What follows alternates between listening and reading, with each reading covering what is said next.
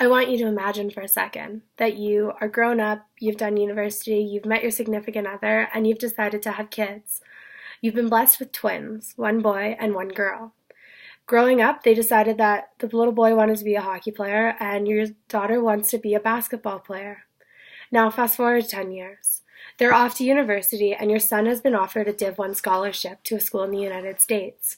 Your daughter, on the other hand, has been in talks for months, almost a year, with some schools in the United States for a scholarship as well. The schools that your daughter's been talking to, well, they simply wish that they could bring her on, but they simply do not have the funds that the other teams do. This breaks her heart. Now, I want you to open your eyes.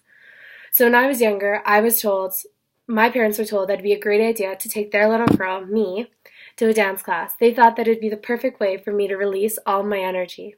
Although dance wasn't for me, my parents loved the thought of me being involved in a team. The next sport that my parents tried was ringette. Since my first ringette game at 4 years old, I loved it, and I continued to play till I was 18. Because of ringette, I also got involved in different team sports, such as field lacrosse, soccer, and volleyball. Being involved with these teams at such a young age, I was able to grow up with the fundamentals of teamwork and goal settings. Being involved with a team throughout my childhood, I learned how to be a team player, deal with huge amounts of pressure, and believe in myself. Ringette and lacrosse were the two biggest sports that have ever entered my life, and one of them led to an opportunity, in which I'll explain later. Recently, there have been a lot of problems surrounding girls in sports, especially at an NCAA level. A federal law in the United States titled 6 requires an equal opportunity for each gender in activities, including athletics, sponsored by an institution of higher education that receives federal funding. But the NCAA, a nonprofit organization, still sells TV rights, tickets, and co-sponsorships, and they make a ton of money off of this. They do not get federal funding, and it's not considered to be the courts. It's not considered by the courts to be a state actor. It simply just does not follow the rules. In March, this past year, a ruling came out to the universities that ensured that men and women's sporting teams had to be equal, that the same amount of athletes had to be female as they were male. This caused for a lot of problems. Today, I'm going to talk to you about the importance of getting young girls involved in team sports. By getting girls involved in team sports, it'll change the stigma around women in athletics and hopefully will push for the equality of men and women in athletics in universities, something that's been a huge controversy lately. One of the biggest stigmas around girls being involved in team sports, more specifically contact sports, is that they are less feminine. This is simply not true. By girls being involved in team sports, there have been studies to show that outcome of their improvement. The benefits impact a young girl's life in every possible way. So there's hidden health benefits of young girls joining sporting teams. Fitness, obviously, by being involved in high-level activity, young girls are able to get the required amount of exercise in order to live a healthy lifestyle. They're also taught important lessons when it comes to their health. They're taught how to eat properly in order to maintain their healthy lifestyle. By learning eating habits at a young age, girls and boys are able to use them when they grow up and to continue to lead this healthy lifestyle. Secondly, girls who play team sports are less likely to smoke because it affects their participation in the sport. This helps them to stay on a healthy path. By getting girls involved in team sports and are active, they have less of a chance of getting in different health problems when they're older. Studies have shown that girls that are active 3 or 4 times a week in high-intensity sports are less likely to get breast cancer when they're older. Girls that are involved in team sports are less likely to get osteoporosis, which is due to the loss of bone density and improper bone formation. It can also lead to stress fractures and other injuries. Not only do sporting teams show girls how to have a healthy lifestyle, they also teach girls the important skills that can't be taught in a classroom. With girls being involved in team sports and teams just like boys, they're able to open up a world of possibilities. Life sports that teachers and parents couldn't teach me, well, that's easy. When girls get involved in team sports, they're taught that in order to succeed, they have to believe in themselves. When I was 6 years old, my ringette coach was the first person to told me that if I wanted to be great at anything, I had to first believe in myself.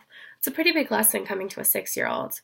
He explained to me that if I was my own number one cheerleader, that I was able to push myself in the sport. And since I heard that, I've always been my own number one cheerleader. And that's helped me to be the best person that I could possibly be. I also learned how to be a team player. This has helped me with a lot of different ways in my life. I've been able to work way better than some of my classmates at different projects because I understand the importance of learning everybody's opinion and dealing with huge amounts of pressure. I was quite the athlete when I was younger, so I dealt with a lot of pressure. But now that I'm in university, I still feel the same amount of pressure. So I know that going back from my sporting abilities and my sporting events growing up, how to deal with that pressure and how to take a breath, step back, and look at the bigger picture and realize if that's really going to affect me or not. I was able to have someone else beside my parents push me into doing what I love. Coaches were able to push me when I didn't think I was and would able to do things, and coaches were also able to help me look at the bigger picture. Since I've told you about the benefits that girls have had from being involved in team sports, I thought I'd share a little bit about my sporting life to you. I had the opportunity that I wouldn't have been able to get if it wasn't for sports.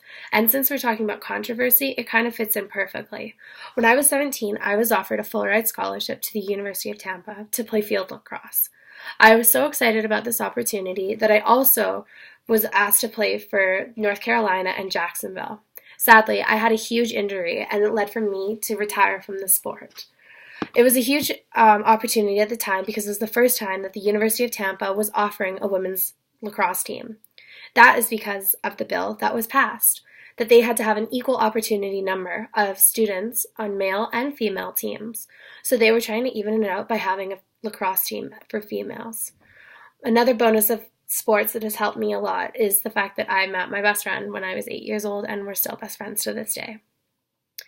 Lastly, one of the biggest reasons on why NCAA schools aren't equal when it comes to women and men's athletics is because men seem automatically more profitable to universities. People want to come to the game, buy their products, have what they have, and live the lifestyle that they portray. This problem can be fixed if women's athletics were marketed the same way that men's athletics are. I'm sure that if someone like Simone Biles could fill the gym twice the size of some of these basketball courts, but that's just because she's been marketed right. So today, I've talked to you about some of the amazing benefits that comes from getting girls involved in team sports.